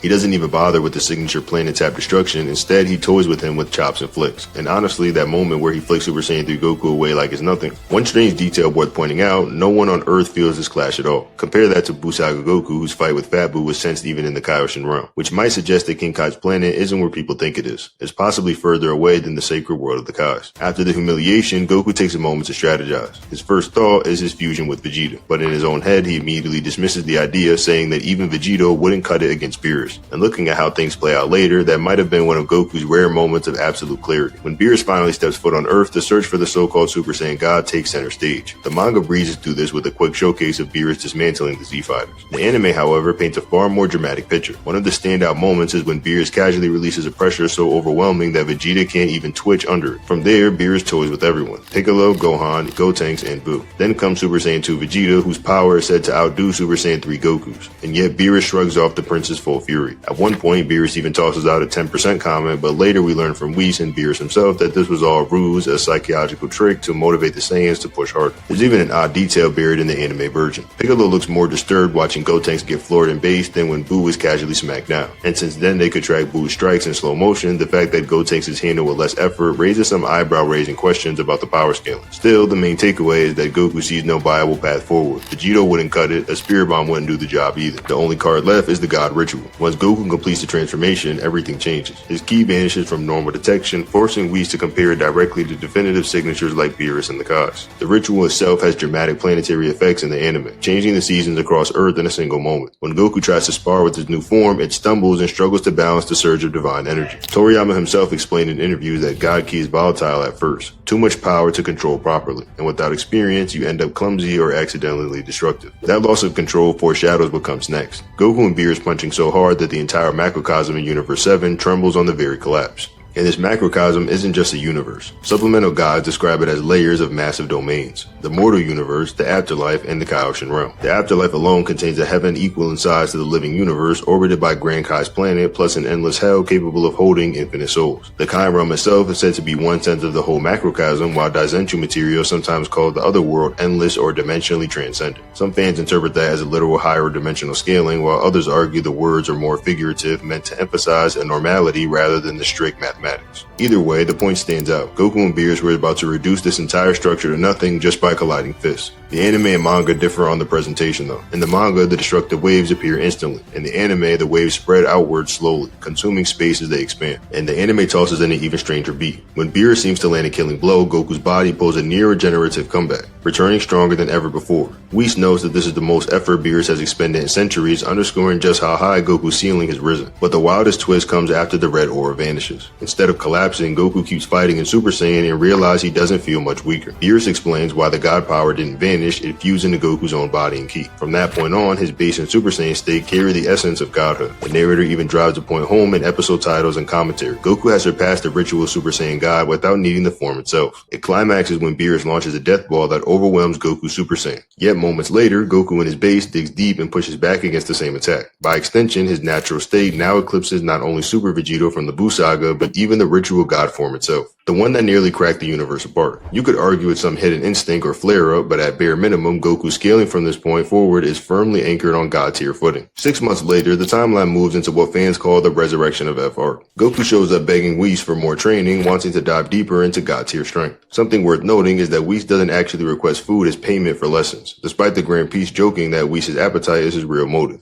Instead, Whis is genuinely shaping these Saiyans for the long run. And by this point, Vegeta's half year of tutelage has arguably pushed ahead of him, and that's pretty wild. That's wild considering that even a casual Super Saiyan Goku could erase the entire Dragon Ball Z cast with minimal effort, possibly even in base form depending on how you interpret his scaling. There's also a strange little anti-feat worth cataloging. Whis gets tapped by a teleportation time bomb. If someone that far above Ultra Instinct Goku can be caught slipping, then the same trick would probably hit Goku as well, even in his perfected Ultra Instinct state. It shows that not even the angels are truly untouchable. As training intensifies, Whis explains that gulf between Beerus and the Saiyans uses striking metaphor. Goku and Vegeta, even in their godlike evolution, are compared to tiny saplings, while Beerus is likened to an entire massive palace. And since even these saplings can unleash punches capable of rattling the universe, the imagery tells you how absurdly stacked Beerus must be in contrast. What's crazier? Whis isn't even exaggerating. Later storylines back up that comparison, and it paints Beerus as an overwhelming benchmark the heroes still haven't cracked. Whis also breaks down their stylistic flaws. Goku is naturally suited for the flow of Ultra Instinct since he fights best when his body moves on its own. But that freedom also makes him sloppy. He lets his guard down, something Vegeta once exploited during the Majin era battle. Vegeta, on the other hand, has the opposite problem. He rarely fights at full efficiency, straining too much instead of letting his body synchronize like Goku does. The difference carries into later arcs, and Goku leans into instinct while Vegeta branches into alternate paths like spirit control. The Yardrat training in the manga specifically addresses Vegeta's weaknesses, whereas Goku seems to be dabbling with his body-mind balance since the Buu Saga. when we saw him meditating as seriously as he trained. Whis eventually tasked Goku and Vegeta with sparring while compressing all of the energy inside their bodies, hiding their signatures. It's their first practical lesson in controlling divine power, wrestling with the idea that to reach a god's tier, you don't just radiate strength, you contain it perfectly. That training becomes the foundation for their leaps forward in the coming arcs. After his resurrection, Frieza does something he's never seriously attempted before. He trains. For 4 straight months, he pushes himself, which already shatters the image of him as a prodigy who relied purely on natural talent. Some people argue that maybe King Cold or even Frieza's mother might have put him through the same sort of discipline when he was younger, but the story seems clear. This was his first true grind. Meanwhile, the Earth side of things gives us an unexpected character note. Android 18 casually reminds Krillin once again that she's still stronger than him and by extension, a lot of the fighters around. This line serves as foreshadowing, suggesting she's still more dangerous than people tend to give her credit for post-Buu Saga. Krillin himself gets a fascinating bit of lore too. Because he's been around Goku and the others during their wild reality-breaking battles, his perception and time reaction have leveled up far beyond what they should be. This idea isn't just headcanon either. It pops up again later in the Tournament of Power, where even Vegeta seems to harden his instincts simply by watching Jiren fight. It's a subtle but important concept. In Dragon Ball, just observing can push your limits, and that applies to Goku as well. On the villain side, we meet Tagoma, who spends those same 4 months as Frieza's personal punching bag. By the time the Frieza Force returns, Gohan estimates Tagoma has reached a strength comparable to his own at his current peak. The key here is that Gohan's peak isn't Ultimate Gohan. It's his base after years of neglect. Even then, his base is no joke thanks to his Z-Sword training. His fundamentals were massively enhanced beyond normal Saiyan standards. When he finally transforms into a Super Saiyan, he wipes Tagoma out without trouble. But then things get weird. Out of nowhere, Gotenks shows up and headbutts Tagoma hard enough to leave damage. Except this version of Gotenks is a shell of his former self. Ever since young Son Goku and his friends returned, it's been implied that Goten and Trunks have gotten rusty, and here they might be rustier than ever. In the Buu Saga, they could fly around the planet multiple times and nap while fused. Now they burn 30 minutes of time just getting into the fight, and the fusion instantly fails apart under a single attack. That decline in quality makes Tagoma taking their hit more reasonable and reinforces that Gohan's base equals ultimate theory. Then comes one of the strangest twists. Captain Ginyu reappears, hijacking Tagoma's body. Suddenly, this once beaten grunt is moving and fighting on a completely different level. This ties back to the theme of potential and how someone with refined spirit or ki control can manipulate their strength beyond the surface level. The real terror comes though when Frieza steps onto the battlefield. Even in his first form, he casually blasts Piccolo and brutalizes Super Saiyan Gohan, showing power that looks godlike compared to his old self. Just think about that. His first form here is already way past characters like Piccolo and Gotenks, both whom have had relevance in the Buu era. To put it into perspective, based on Namek, the jump between Frieza's first form at 530,000 and his final form at 120 million was over 200 times. Those were official god numbers, and if that kind of scaling still applies, then even lowballing, this puts Resurrection Frieza at Cell Game's ending strength before he's even warmed up. And remember, this is all before transformations. Base Goku at this point is arguably beyond the Buu Saga entirely, especially in the anime continuity, where the divine energy from the Super Saiyan God became a part of his natural ki. This means that when he steps up against Frieza, we're looking at a clash operating at a completely new tier of Dragon Ball power scaling. There's even a note that Goku and Vegeta trained in a specialized chamber with Whis, similar to the hyperbolic time chamber, though the actual duration isn't clear. Regardless, by this point, both Saiyans are leagues above where Z ever left them. When Frieza finally unleashes his true form during Resurrection F, the sheer force of his transformation is enough to vaporize his own army on the spot. That one moment illustrates just how absurd the gap is between him and even the most loyal troops. And keep in mind, these soldiers weren't completely worthless. Earth's fighters actually struggled a bit holding them off. Now, this leads into one of Dragon Ball's strangest debates, the Saiyan Beyond God concept. Some fans insist that Goku had 2 types of base forms after Battle of Gods, his standard base and a God-infused base state that draws from the ritual. This theory explains why Goku can sometimes look untouchable against god-tier threats, yet occasionally struggle with fighters who narratively he should obliterate. The manga even shows Goku channeling godly strength through his base when sparring with Whis, though Whis treats it as child's play. Others argue the whole idea wasn't quietly retconned, especially since later arcs never mentioned. To complicate things further, promotional material and spin-off games like Dragon Ball Heroes outright classified Saiyan Beyond God as its own transformation, but then abandoned it entirely. Whenever you see it as canon or not depends on how you want to patch the continuity. During Goku and Frieza's clash, Gohan and Krillin lose track of the fight entirely. Their eyes can't even follow the movements. That might sound similar since back in the Buu arc, even characters way weaker than Gohan could still perceive insane battles like Gotenks vs Super Buu. So the fact that Gohan, who at this point is far stronger than Piccolo was back then, can't see anything happening really shows how far beyond Z-level fighters are operating now. This is why the old Cell Games comparisons just don't hold water. Even with extreme downplay, you'd have to ignore an ocean of evidence to pretend Goku and Frieza are hundreds of times stronger than that era. Eventually, the battle escalates into a duel of new forms. Goku reveals his evolution into Super Saiyan God Super Saiyan, while Frieza unveils his golden state. Now, let's circle back to the revival of that fight. Tien, who is usually portrayed as one of the more level-headed and cautious Z fighters, outright says that Frieza's energy can't be measured. That kind of statement tends to fly under the radar because fans are used to hyperbole in Dragon Ball, but in that case, it's supposedly by official material. On Toei's own Resurrection Net promotional site, there's a description stating that Goku's title as strongest in Earth might be finally threatened because Frieza's new strength is described as infinitely higher than when the two clashed on Namek. Infinitely can of course be interpreted in two ways. Either literally, if you're in the camp that believes God Goku is already tapping into universal levels of power, or figuratively as incomparably greater. Either way, it makes the matchup far more dangerous than just another rematch. Even Goku himself senses that Frieza has the upper hand at the start. He admits that the battle could go either way, but as it plays out, the Golden Tyrant is revealed to have the same fatal flaw he did decades ago. Just like on Namek, Frieza's transformation is too unstable to maintain, while Goku's discipline allows him to fight longer. In the anime adaptation, there's even a countdown mechanic added for dramatic tension. Things escalate when a desperate Frieza, exhausted and cornered, slams his hand into the ground and annihilates Earth. What's terrifying is that he pulls this off in his base state while heavily drained, making him only the second villain in the series after Kid Buu to destroy the planet, and the fallout is pretty messy. Beerus and Whis immediately imply Vegeta was killed in the blast, and no one senses his energy lingering afterward. The silence fuels debates even today. Some fans argue Vegeta was vaporized, but that's inconsistent with how durable Saiyan bodies have been shown to be. Otherwise, you'd be forced to admit that Namek Saga Frieza was tougher than a god-powered Super Saiyan decades later. The more plausible explanations are suffocation in space, or simply that his key signature couldn't be picked up in the aftermath. Regardless, Whis rewinds time, undoing the catastrophe. This allows Goku to step in, obliterate Frieza with a single blue-powered attack, and end the arc before the Earth is lost for good. When the Universe 6 tournament kicks off, the manga offers a slightly more grounded and tactical lens than its anime counterpart, especially when it comes to the dynamics between Goku and Vegeta. Early on, we get a scene where the two spar intensely, and it's here that Goku shows off his cerebral side. Rather than relying purely on brute strength, he throws subtle feints and misdirection that throw Vegeta off his rhythm, giving Goku a noticeable edge in their exchange. Eventually, Goku pulls a clever move mid-battle, using instant transmission and fluid combat, which forces Vegeta to escalate things by transforming into Super Saiyan Blue just to keep up. What this moment subtly establishes that both, while close in raw power, Goku's battle IQ and mastery of technique often let him come ahead when it matters most.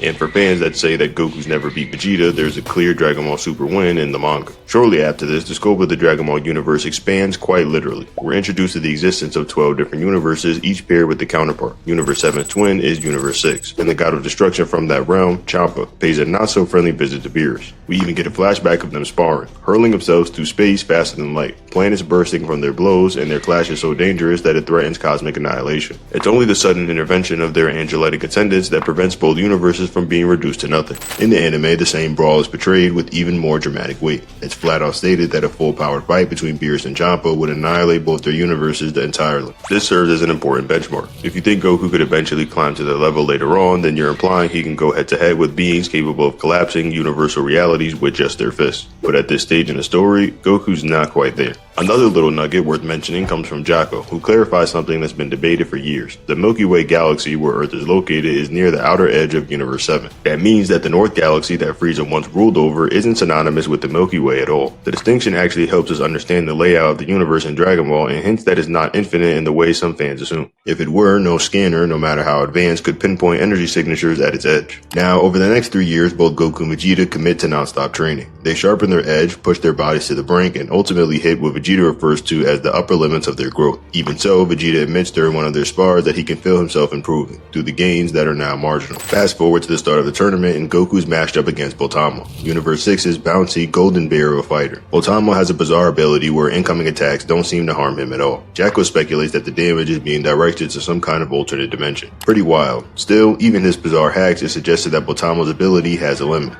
Instead of overpowering him, Goku goes for something more strategic. He doesn't just try to outmuscle him, instead he uses the tournament rules to his advantage, and simply rings out Botamo. The small moment highlights a larger truth about Goku's evolution. He's not just fighting harder, he's fighting smarter. Botamo's presence in the tournament sparks some interesting conversation, though his actual strength leaves much to be desired. There's a moment where Jacko throws out a theory that Botamo might be directing all incoming damage to some alternate dimension, but based on what we actually see, that sounds more like a sci-fi speculation than a solid ability. The Saiyans don't even need to brute force their way past him, they just outmaneuver him. In fact, Goku ends up booting him out of the ring using brains more than brawn. Next up is Frost, Universe 6's twisted mirror of Frieza. From the jump, it's clear he's no slouch. Goku clashes with him on even footing while they're holding back, trading hits without going all out. But as Frost progresses into his third form, the tone shifts. Goku starts tapping into more of his strength, and Roshi himself makes a remark about how he can't even perceive what's going on anymore. That's significant, especially since Roshi didn't say the same thing about Botamo's fight, implying Frost is in another league entirely. As the battle escalates, Goku ramps things up with a Super Saiyan transformation, prompting Frost to reveal his final state. What's wild here is that Frost in his third form was already doing better than Goku in base, despite Goku having had 3 years of training since the last big Frieza showdown. That alone puts Frost ahead of where Final Form Frieza used to stand.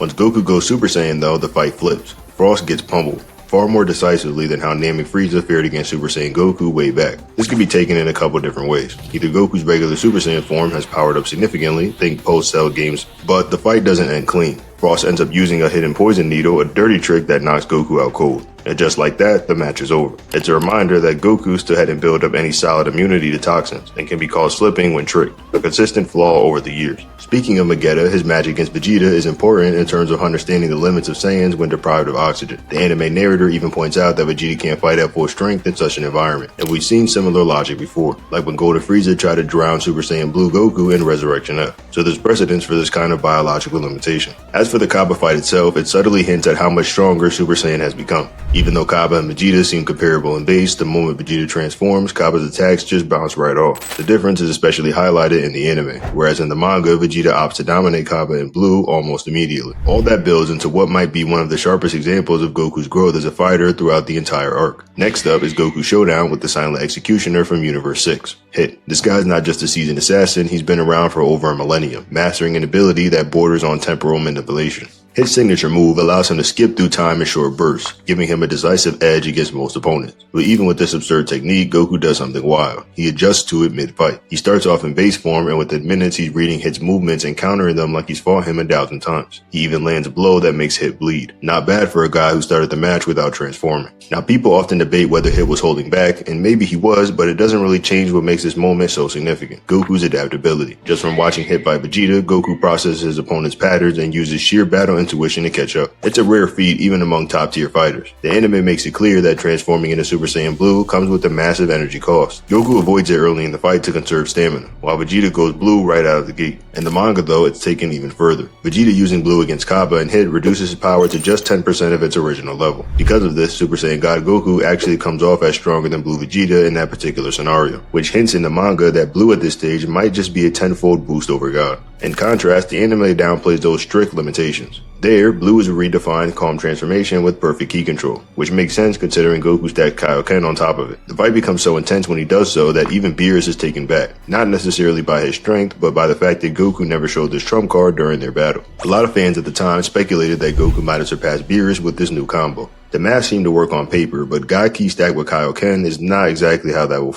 We learn later on, however, that this is just not the case. Now, let's talk about Hit's ability again because this part gets messy. The anime plays it a little fast and loose with how Hit's power functions. Sometimes it's skipping time and sometimes it's freezing it, depending on who's talking. At one point, Whis mentions that Hit stores time, while elsewhere it's stated that he jumps forward 0.1 seconds. The rule shifts around a bit, but here's where the theory crafting gets interesting. If Goku is able to move while time is frozen, it suggests some truly ridiculous speed feats. The speed formula is distance divided by time, so if time equals 0 and Goku is still moving, that's either immeasurable or infinite speed depending on how much you want to argue. Another interpretation is that Hit's ability only works on targets weaker than himself, which would mean Goku isn't necessarily breaking time but simply outmuscling a guy who can usually bend it. Honestly, the manga keeps it more grounded. Hit's technique doesn't work on beings above a certain threshold and Goku breaks through it with sheer force. But in the anime, you could reasonably argue Goku's speed borders on reality bending. Before we dive into the Goku Black Saga, a few anime-only episodes sprinkle in some key moments that fans often overlook. But the key takeaway from this arc is clear. Goku doesn't just evolve through power-ups, he evolves through experience, intuition, and the uncanny ability to learn while he fights. Before the next big saga kicks off, the anime takes a detour into some humorous and surprisingly insightful filler. One standout moment comes from when Goku obsesses over testing his strength against Monaka, the supposed powerhouse Beerus claimed rivaled even himself. And the twist is that Monaka is all hype. To keep this ruse going, Beerus begrudgingly cosplays as Monaka and throws hands with Goku. Despite the clunky costume, Beerus shows off ridiculous feats, blitzing through a solar flare like it was nothing, and reacting to light as if it was moving in slow motion. And what's crazy is that this This isn't some high-octane Super Saiyan clash. This is base form Goku we're talking about. Yet, even in that state, Goku pushes Beerus enough to make him enjoy the fight. And that says a lot, especially when you consider Goku's higher forms didn't amuse Beerus at all during Battle of Gods. Not Gohan, not Buu, not Gotenks, and not even Super Saiyan 3 Goku got that kind of acknowledgement. Later, in episode 43, there's a bit of a fun world building where Goku starts suffering from the side effects of spamming Kaioken in blue. This odd condition, dubbed later Let Onset Ki Control Syndrome, scrambles his energy flow and makes him struggle to regulate his power. It's implied that this condition came from not just the Kaioken, but also his obsessive attempts at pushing the edge of Ultra Instinct-like predictive movement. Sadly, this cool little detail will be forgotten in future anime projects, but it adds a neat layer to Goku's limitations. Then the anime jumps into the Copy Vegeta arc, which introduces a bizarre alien substance that duplicates fighters with alarming precision. The resulting doppelganger, Copy Vegeta, is no joke. He slaps around Super Saiyan 3 Gotenks like a toy and eventually squares off against Goku in a no-holds-barred brawl. Goku uses Super Saiyan Blue for this fight, indirectly confirming Copy Vegeta is a serious threat. Now here's where things get spicy. The anime seems to double down on the idea that base form Saiyans, especially Goku and Vegeta, are ridiculously strong.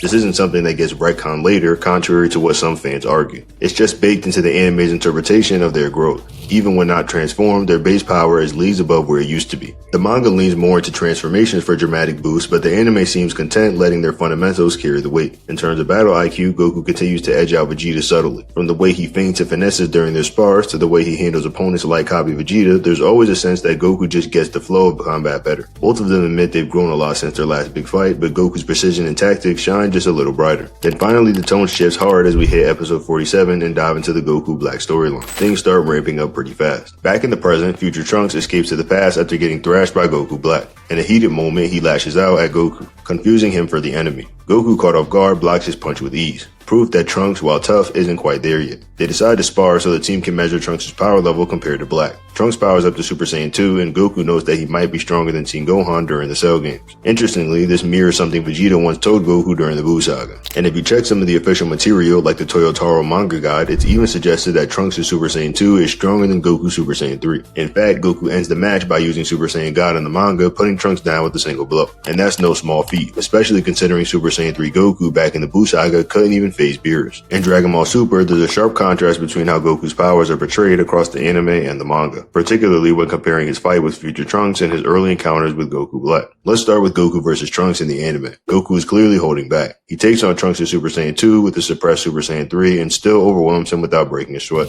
This version of Goku seems to have integrated some level of God tier power into his base and the Super Saiyan forms. There, Goku's strength scaling is more grounded, and his power increases feel more earned rather than gifted by unseen boosts. Interestingly, while the anime makes Trunks look a bit outclassed, the manga takes steps to elevate Trunks by having him fight Goku more seriously, suggesting that the two are more evenly matched than equally implied. Despite all this, even Trunks admits that Goku Black in his base form is more dangerous than Goku using Super Saiyan 3, which raises eyebrows when you realize Goku is barely even trying in his sparring match with Trunks. Now Goku Black is where things get really murky. In the anime, his power jumps exponentially just from his experience. He starts off strong, and after just a few bouts with Goku and Vegeta, he's on a completely different level. This version of Black uses Goku's God-trained body and rapidly adapts to his potential. No need for Zenkai boosts or elaborate training. He's just like a cheat code that updates itself every fight. The manga version, though, is much more methodical. There, Goku Black's power comes from traditional Saiyan biology. Since he's using a fresh Saiyan body, and Goku's at that, he hasn't hit his Zenkai cap yet. Black is able to milk multiple power boosts from damage and recovery, much like early era Goku and Vegeta. This takes cues from how Toriyama portrays Zenkai's post-Frieza saga. So in a way, manga Black is playing the long game while anime Black just hits the fast forward button. But let's talk strategy. Trunks mentions that Goku and Black were both holding back in their first real clash. That checks out, especially when you consider that Goku was analyzing his opponent more than trying to destroy him. Unfortunately, that gave Black the opening he needed to grow even more dangerous. In the manga, we get a totally different approach to Black's origin. Zamasu spies on Goku's fight with Hit using Godtu. This stream leads Zamasu to label Goku as the mortal who rivals the divine, kicking off his descendant into villainy. Meanwhile, the anime skips the passive observation and jumps straight into the confrontation. Goku actually fights Zamasu one-on-one and manhandles him using Super Saiyan 2. It's mentioned that when Goku transformed, his power jumped significantly, implying that he was testing Zamasu more than trying to kill him. Also, transformations in Super don't always mean what they seem. Goku often suppresses his output even after powering up. It's something that pops up in fights like Goku vs. Krillin, where the form doesn't match the actual strength being used. This adds another layer to his encounters. He might be in Super Saiyan 3, but he's really just stretching his legs. Later on, when they head to the future, Goku literally falls off Whis' staff mid-flight through dimensions, catches up to it, and lands back on it, suggesting he can move at speeds close to Whis' staff at least temporarily. While it's not a hard speed feat, it's still an impressive movement that shows how absurd things are getting. In the manga's first major future confrontation, Goku tries to bait Black by pretending to know everything about him, hoping Black slips up, and he does. Going back to the anime, the action escalates fast. Vegeta doesn't hesitate. He goes full Super Saiyan Blue against Goku Black immediately, but Black isn't impressed. In fact, just fighting Blue Vegeta in his base form is enough to push him into revealing his Super Saiyan Rose transformation, and when he does, Vegeta can barely keep up. Black calls him a decent appetizer and then proceeds to dismantle him. The real shocker is that even Goku struggles. Black takes on both Saiyans and dominates. The power climb is unlike anything else in Super at the time. There's a lot of confusion surrounding Goku Black's transformation, especially the ominous pink hue known as Super Saiyan Rosette. Some official material frames it as the divine counterpart to Super Saiyan Blue, but a few guides and even Vegeta himself suggested that it's simply Black's version of Super Saiyan, modified due to his godly nature. Interestingly, if Black has access to something comparable to Blue or even higher, then why doesn't he just annihilate Goku and Vegeta with overwhelming force right away? Some fans argue he's holding back, and others think it's a pacing issue. Another angle is that he's operating within a Saiyan Beyond God state, similar to what Goku displayed in Resurrection F, which could explain the absence of traditional Super Saiyan stages early in the anime. Still, the manga takes a more grounded route. There, Goku Black uses the standard Super Saiyan form and actually loses to Super Saiyan 2 Vegeta and therefore up for a spike. But after getting healed by Zamasu, a luxury only immortals can offer, Black undergoes a dramatic power spike. Now, even without tapping into full divine forms, he can pressure Vegeta and Blue. This is one of the few times we start to see base and Super Saiyan tiers reaching into godlike territory in the manga, which contrasts with how the anime had sort of already crossed that bridge long ago. Back on Earth, or what's left of it in the future, Goku Black starts monologuing about Goku's body like it's a divine weapon, claiming his power never stops climbing. This isn't just narcissism, it ties into how the time ring functions, as it allows Black to exist outside the effects of timeline alteration. Beerus even implies that one Hakai could erase any god across all versions, but considering how often Beerus plays fast and loose with rules, it might be an exaggeration. Or maybe he doesn't fully grasp the time ring's mechanics. When it comes to combat synergy, something cool pops up here.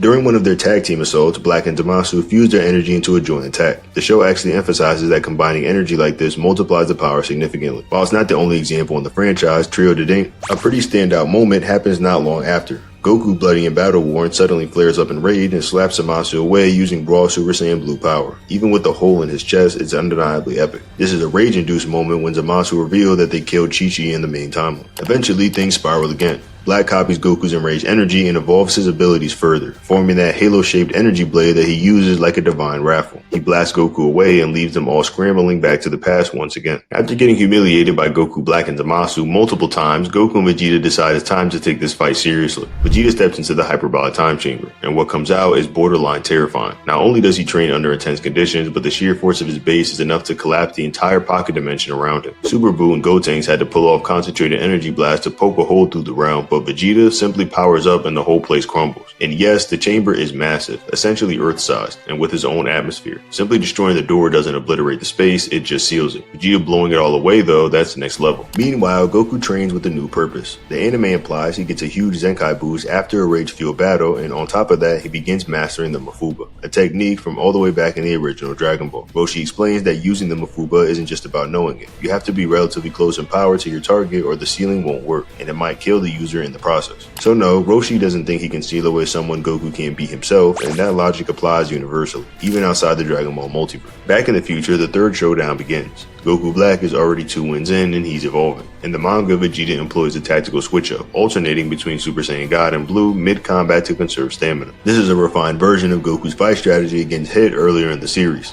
In contrast, the anime goes for a raw emotion while Vegeta's fury boosts him enough to straight up dominate Black. The emotional power is something Black never considered. As a defined being, he never saw rage as a source of strength, but witnessing Vegeta's wrath ignites something in him. What follows is one of the most jaw-dropping transformations in the franchise. Black stabs his own hand and manifestates a massive energy scythe, tearing open an interdimensional rift that spawns near-endless copies of himself. Even Zamasu admits that this power goes beyond his comprehension. Official commentary has even described this version of Goku Black, the scythe-wielding and multi-dimensional, as possibly the most powerful non-fused character in the series at the time. His power dwarfs Goku's Kaioken x 10 Blue from the Universe 6 tournament, and that's backed up in a side arc where Goku and Hit have a rematch reinforcing that statement. In the anime, Trunks learns Mafuba through recording made by Piccolo and nearly succeeds in sealing Zamasu, which forces Black to fuse with him, giving rise to Fusion Zamasu. This version by the official anime staff is considered a cheat code, being boundless with growth potential and effective immortality. He conjures divine constructs, lightning storms, and spiritual weapons, forcing Goku and Vegeta to push themselves even harder than ever before. Trunks and Vegeta combine a joint attack that rivals blue level power, while Goku uses Kaioken to amplify it even further. Together, they begin to challenge Zamasu's overwhelming force.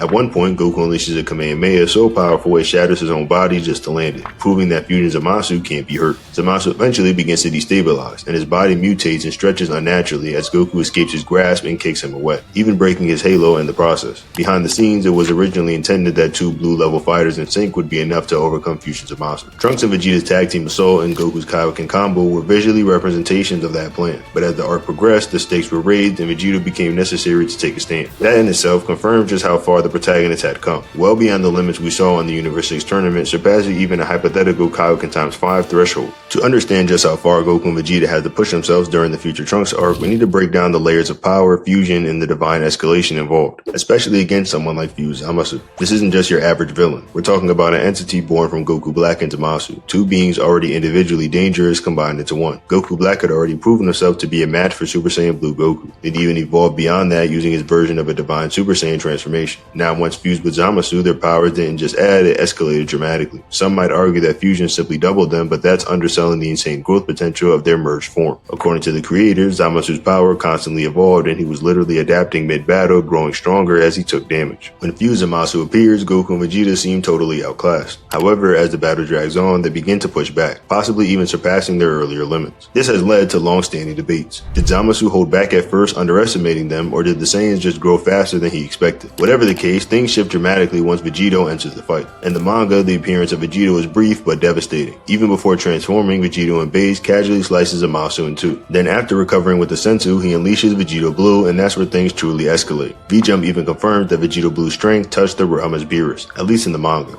Considering how he wasn't shown tapping into full power blue, that leaves open the possibility that Vegeta was holding back for some deadliest strength. On the anime side, the pacing is more drawn out. Vegeto's clash with Zamasu feels more evenly matched, with Zamasu trying to brute force his way through growing unstable and flaring energy. Vegito, however, isn't impressed. He mocks Zamasu's tantrum, standing firm until the fusion timer finally runs out. The most critical split between the manga and the anime happens at the climax. In the anime, Trunks becomes the one to end Zamasu's physical form using a spear sword infused with hope energy, splitting the godlike figure apart. But Zamasu's will doesn't die. He merges with the reality itself, turning into an abstract being known as Infinite Zamasu. He begins spreading throughout the timeline, existing outside physical form beyond comprehension. Even Beerus in a different timeline can sense this corruption. This Zamasu, now fused with the universe and perhaps the timeline itself, becomes a force that can't be beaten with strength alone. Goku reaches for the Zeno button, and in response, the Omni King wipes away the corrupted timeline entirely. A god-level clean slate. Now, here's where the manga version gets surreal. In that version, the erasure of the timeline is depicted through the disappearance of the time ring, an iconic symbol of temporal continuity. Goku later re-enters the blank space left behind, a void with no time, space, dimensions, or anything. And yet, he can walk, speak, and interact inside it. No air, no gravity, no time flow, yet Goku is still vibing in a void. That would imply his conscious or physical self transcended time-space boundaries, which technically requires speed that can't be quantified using standard physics. It's one thing to move faster than light, it's another thing to exist in a state where time has no meaning and still act with clarity and purpose. So while many brush off this arc as confusing or inconsistent, the power feats here are actually some of the wildest in the series. Zamasu was an evolving god, fusing with all of existence. Vegeta reached a power on par with him or exceeding a god of destruction, and Goku casually navigated a timeline that had been erased. There's also a funny moment where Goku believes that if he had a Senzu bean, he would be able to beat Infinite Zamasu. But I'll leave that up to you guys to determine what you think about that. Base Goku during the Tournament of Power is far beyond the level he had shown during the Buu Saga. He easily handles Universe 9's trio until they begin working together, at which point the fight becomes more complex. Coordinated teamwork, as shown in the Goku Black arc, can create compound strength far above individual contributors. But even then, Goku and Vegeta, through Super Saiyan transformation, swiftly dismantle their strategy. One added difficulty for Goku is that he can't properly sense the ki of these unfamiliar fighters from the universes, which adds another layer of challenge. He's basically going in blind against several enemies at once. This of course is happening while Goku Vegeta Super Saiyan Blue is in a heavily suppressed state, which we'll get into later into the video. Following Universe 9's erasure, we also get a clearer idea of Zeno's destructive capabilities. He can erase entire universes, and his reach extends beyond space and time, even into the Null Realm, where the tournament takes place. It's further evident that Zeno's power operates on a scale well beyond even what the gods themselves can manage. Meaning, not only can he erase everyone in the universe, but he also can erase the universe itself while being in the Null Realm. Similar to if you had mod in a video game and you're able to just control alt delete whatever you want. In both versions of the story, the anime and the manga, Goku treats his opponents like puzzles, rarely opening with full power. This is seen again when Kale goes into a berserker state. In the manga, Goku doesn't actually do much against her, and Frieza in his golden form steps in instead. Some say Frieza's confidence was fake bravado, but it's left ambiguous. The anime, on the other hand, presents Kale bulldozing through Super Saiyan Goku like a raging storm. But even then, Goku comes out of the exchange virtually unscathed, and it's obvious that he wasn't going all out in his Super Saiyan Blue form, especially considering how he easily handles Kefla, her fused form, while in Super Saiyan Blue later. Now, if you believe Goku was serious in that fight with Kale, it implies that he had some incredible growth just from bruising the surface of Ultra Instinct Omen, a transformation that grants an enormous boost, possibly surpassing the jump from Super Saiyan 2 to 3. Given that Kefla, like most fusions in the series, is hyped with language that mirrors what's said about Gogeta or Vegito, dozens upon dozens of times stronger in their fusion, you could argue her fusion comes with a hefty multiplier. And yet, Jiren effortlessly eliminates Kale with a single hit, showing just how far beyond her he really is, despite her incredible showings against the others. In a particularly strategic team moment, Goku and Hit take on the Pride Troopers. The focus here is on Dispo, who proves fast enough to tag Hit repeatedly, despite Hit previously being stronger than Kaioken x 10 Goku during the 6 vs 7 match. Toppo theorizes that Hit was actually allowing himself to be overwhelmed so that he could set up a trap using his phasing technique. Toppo even deduces that Hit's power lets him phase between dimensions, a concept Goku himself hadn't quite grasped back during their first fight. Had it not been for a last-second save, Dispo would have been eliminated by this tactic. This implies that Hit, even while outpaced, was several steps ahead strategically.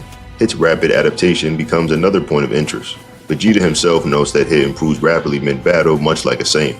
Toppo then makes the implication that Dispo moves on a higher tier of speed that most mortals can't track him at all. And yet, Goku using his Super Saiyan God form, not Blue, is fast enough to intercept Dispo. He even uses this form over Blue because of its better stamina control. This also implies Goku might have got 50 times stronger since the second time that Goku and Hit fought, considering that they were both relatively even when Goku was in Blue and didn't use Kaioken. Now, in the Tournament of Power, him and Dispo seem to be relative in his God form. And since Super Saiyan Blue is 50 times that of Super Saiyan God, and God Goku and Hit seem relative here, it could apply a 50 times increase. The next huge display of power comes from Jiren in episodes 109 and 110. What makes this bout immediately jaw-dropping is the fact that Goku's Kamehameha launched at full intensity is nullified by Jiren's sheer aura presence alone.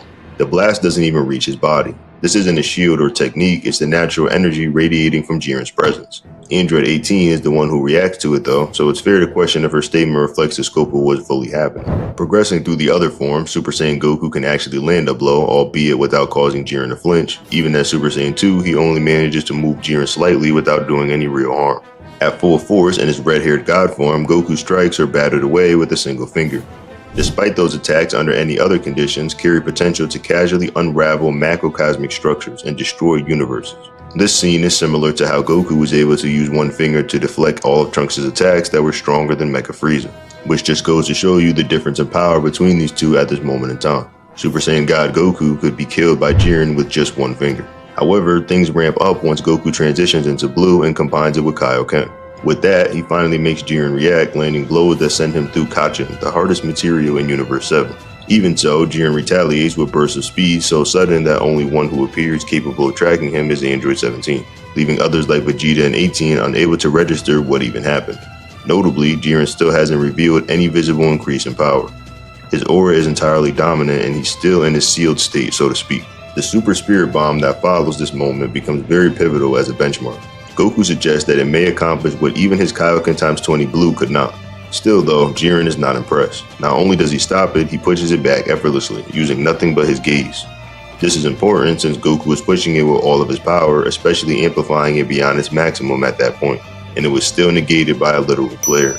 After being consumed by the recoil of the Super Spirit Bomb, Goku awakens in the Ultra Instinct sign, and things escalate quickly. As Jiren finally unleashes his aura for the first time, the fight becomes so intense that not even seasoned observers can keep up. During this exchange, the old Supreme Kai makes a particularly striking observation. It's not just the battlefield trembling, but the entire world of Void is being shaken. Since the world of Void is described as being an infinite plane outside of the boundaries of space and time, the implication here is pretty staggering. A lot of skeptics may question how something infinite can be shaken, but the narrative clarifies that it's Goku's energy that is reverberating across the endless space. It isn't just affecting a spot, it's resonating outward into infinity. Given that beings like the Kaioshin can perceive entire macrocosms, it's not far-fetched to assume their commentary on the scale is credible. Even for those weary of interpreting infinite literally, the anime treats the world of Void as a hyperdimensional battle zone for gods, so the feat stands as top tier regardless. Having said that, the anime strongly leans into the idea that Jiren is on a plane of power above the gods of destruction. While the manga echoes this sentiment, it does so with less emphasis, but a later guidebook does double down on it, stating that Goku's completed Ultra Instinct might surpass even Beerus himself. Again though, this only applies to the anime continuity, and given how Dragon Ball loves to revise itself, it's hard to say that this will still be true when the next series returns. Now, one of the more fascinating discussions surrounding Fusamasu is the fact that he merged not just physically, but with the very fabric of space and time. He integrated with reality itself, leading into alternate timelines. Some fans interpret this as a sign of higher dimensional existence, something only achievable by fusing with infinite and transcending conventional physicality. If you subscribe to this dimensional scaling, a being who operates beyond space-time theoretically would outclass any third-dimensional entity regardless of their power. And some have positioned Jiren reaching this kind of threshold as well. His power, as stated by Vados, is capable of transcending time altogether. Shin even remarks that time itself is meaningless to Jiren's strength. Whether this means that his sheer power ignores the rules of time or that he's simply too fast for time-based attacks to work on him is still up to interpretation. Regardless though, it's a bold claim and adds fuel to the debate of whether his feats count as higher dimensional or just absurdly high 3D stats. In episode 112, Goku is so drained that he struggles to even access Super Saiyan, which is interesting when you remember other times during the Dragon Ball Z anime where Goku was beaten and battered but still in Super Saiyan. His control over Super Saiyan was so refined at one point in time it became second nature, but even in his depleted state there's some subtle but profound thing happening. As Goku fights in base, he gradually regains his stamina and his body is used to burning through high energy and octane transformation, which now begins to recharge while moving in lower forms. It's an inverse of the usual dynamic and a weird glimpse at just how his training has evolved over time, which brings us to episode 113 where Goku begins his clash with Caulifla. She powers up into Super Saiyan 2 and despite still being worn out, Goku holds his own in base form. This isn't just a matter of tactics or technique alone, he's clearly striking back with force and absorbing attacks that should be over 100 times that of what a base form Saiyan could endure, using the traditional multipliers. Caulifla herself is stronger than Kaba, who was on par with base Vegeta during the Universe 6 tournament. Super Saiyan 2 being 100 times boost puts Goku's performance into perspective. He's massively surpassed his own base level strength from earlier arcs. The idea that he's just outskilling her doesn't hold up when you see him exchange blows directly, tank her hits, and trade punches without relying on tricks or counters. Some suggest that Caulifla might have been holding back, but that theory doesn't hold up under closer scrutiny. If she were intentionally pulling back her punches, confusion about not landing hits wouldn't make any sense. Instead, her frustration implies she's going all in and still coming up short. Both of them steady ramp up during the fight, and Goku remarks at one point that he's starting to feel a massive surge of energy building up within him, hinting that even in his depleted state, his potential hasn't even peaked. And it pretty much has to, because the next challenge is now Kale. Now in her refined berserker state, this isn't the wild, uncontrollable rage monster from earlier. This is a focused, overwhelmingly powerful version of that form, officially referred to in some materials as simply a Super Saiyan. When Kale and Caulifla realize they're outmatched, they fuse into Kefla, and right away, Kefla is shocked at the depth of her newfound strength, describing it as limitless and rapidly growing. The Batara fusion is noted to amplify the individual's powers by dozens of times, far beyond simple addition. If you break it down using older scaling, like Super Saiyan 3 being a 400 times base, then for Kefla's form to be fighting evenly with Goku's God form, she'd need to have a multiplier even beyond that. This aligns with how the fusion is portrayed, not just an addition of strength, but a compounding amplification. It's even more impressive when you consider that Super Saiyan 3 Goku is able to detect an attack from Kefla that seems to combine the force of Kale and Caulifla's powers. There's another nuance in Batara fusion as well that often gets overlooked. According to one of these serious guides, the actual way that the multiplier works isn't static. It's described as the product of the two fighters' strengths, not a flat value. And if said formula is accurate, it means that the stronger the individual components, the more absurd the fusion becomes. It's no wonder that characters like Vegeta can become immediate threats to the highest tier of fighters in Dragon Ball Super. It's pretty crazy to think that even after Goku stacks Kaioken on top of Blue, he can't secure the win against Kefla and has to break into Ultra Instinct Omen. This kind of jump is pretty insane, especially considering Whis had said earlier that Kefla's energy output rivaled the same Super Spirit Bomb Goku had fell into. That Spirit Bomb wasn't just Kaioken times 20 blue energy, it had added mass of 2 blue level power sources colliding and condensing, plus Jiren's insane pressure helping compact it. If that energy was being matched or reflected in Kefla's blows, she essentially clocked Goku with something that might have been equal to 40 times Super Saiyan Blue tier strength or more. Even more mind-blowing, she upgrades further, triggering Super Saiyan 2. This means that by the time Omen Goku is holding his own against Kefla in Super Saiyan 2, she's tanking blows and trading hits with beings dozens upon stronger than what was condensed by the Super Spirit Bomb. Kefla's final rampage during that bout even escalates to where she could one-shot Goku if she landed a clean blow. He avoids this though due raw reaction speed and finesse alone, and eventually countering her with a devastating blast that removes her from the arena, and perhaps defuses her in the process as well. This isn't just a raw power feat, it's precision combat against someone potentially more powerful than Jiren at that moment, at least in attack potency. During their fight, Vados makes a point. Kefla's strength exceeds Goku's, but she doesn't have his finesse. He's more nimble, more instinctual, and that's what tips the scale. Jiren, still meditating, wakes up as Omen evolves during this brawl. The punches may have not damaged Kefla in any visible way, but the fact that they register at all in anime logic mean Goku has far outclassed his previous Omen state. Once that fight concludes, Goku crashes pretty hard. His stamina is completely drained, leaving him unable to access any of his transformations. There's also an odd encounter in episode 118, where Goku and the androids face off against Universe 2. Here, they're hit by an attack called the Pretty Black Hole, a heart-shaped, stylish energy technique described as having gravitational properties so intense that not even light can escape. It's clearly designed as a fictional black hole complete with over-the-top aesthetics. Goku, still in his base form and exhausted, manages to move inside the gravity well, although he can't teleport out using instant transmission. However, upon transforming into Super Saiyan Blue, despite his depleted state, he straight up resists the force entirely and disperses the attack. Whether this black hole should be treated with full real-world physics or not is debatable, but the intention is pretty clear. Goku casually broke free from a massive gravitational force akin to a true black hole while fatigued, and that's not a minor feat. When moving on to episode 121, there's the clash with Aniraza. As we finally enter the climax of the Tournament of Power, the last fighters representing Universe 7 stand ready to face off against Universe 11's final trio, Dispo, Toppo, and of course Jiren. When Goku engages with Jiren again, he demonstrates an advanced level of battle intelligence. He deploys a key trap to momentarily restrain Jiren and unleash a series of explosive discs in a clever attempt to wring him out. And it almost works. Jiren narrowly avoids disqualification by landing on a small chunk of debris. This segment also debunks the idea that destructive discs are untouchable. Goku continues pushing Jiren to a point that even the God of Destruction Belmont is shocked. Jiren retaliates with the level of force that knocks Goku straight out of Super Saiyan Blue. One of his punches, so violent and sudden, sends Goku into base form in an instant. Afterwards, Goku remarks that he's never taken a hit like that in his entire life. In all my years, all my fights, I've never taken an attack like that. This could refer to the punch that initially broke his form or the pummeling that followed after. If it's the latter, then Goku in his base form just tanks blows that eclipse anything he's ever felt, suggesting he experienced an insane, almost instantaneous spike in durability and toughness. As we arrive at episode 127, Jiren once again becomes the center of attention. His new surge in strength shocks even Goku, who admits he underestimated just how much Jiren had in reserve. This marks a new level for Jiren, clearly surpassing every opponent seen up until now. Vegeta soon takes a last stand against Jiren but fails, paving the way for Goku to ascend once more into Ultra Instinct Omen 3. The anime depiction shows this evolved Goku keeping pace with a Jiren who now boasts speed beyond time or described as being outside of dimensional limits, a level of swiftness not attributed to anyone else up until that point. It's in this state that Goku shows new mastery by transforming his mid-launch Kamehameha into a shield mid-battle. Prior to entering the completed Ultra Instinct form, Goku appears to summon what looks like a galaxy's worth of energy behind him. Although fans speculated that this may have generated a celestial body, closer inspection reveals it's more of a light show stretching beyond the tournament stage, not as enormous as initially seen.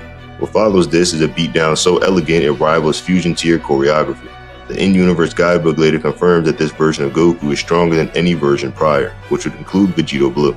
This sentiment is reinforced when the guy suggests that even Beerus wonders if Goku might have surpassed him.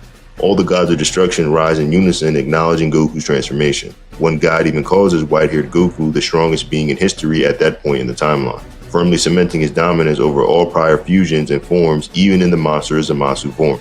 But in the anime, things go a bit further. Goku's Ultra Instinct pushes Jiren into awakening another level of strength, one that puts him either at Goku's level or possibly even a notch above. This means that Jiren, who already was stronger than the average God of Destruction, becomes completely untouchable in raw power. Unfortunately, while Goku may outmatch Jiren in finesse, his new form takes an immense toll. And this is where we see the teamwork amplified strength concept that gets brought up later in the manga and the anime. That teamwork amplified strength concept gets brought up again in both the manga and the anime, and it becomes especially important in the final moments when Goku, 17, and Frieza band together to confront Jiren. Despite being in base form, Goku and Frieza managed to keep up with Android 17, whose Ki Blasts even connect cleanly with Jiren. Now previously, Android 17 was shown relative to Kaioken x 20 Blue Goku and Evolution Blue Vegeta, which is impressive in its own right, especially considering his infinite energy. A huge debate is whether this finale implies that base Goku is now near the same level he was using Kaioken Blue x 20 or if something else is happening. One theory is that Goku and Frieza's teamwork is multiplying their strength, allowing them to fight above their natural thresholds. There's also the argument that believes that Goku's base state at the end of the tournament might have retained some remnant of Ultra Instinct. Ultimately, while the mechanics are hazy, the overarching truth remains. The finale of the Tournament of Power is filled with unorthodox boosts, spiritual rebounds, and power scaling scenarios that challenge strategical logic. Whether you view it as teamwork, adrenaline, or pure narrative willpower, it works.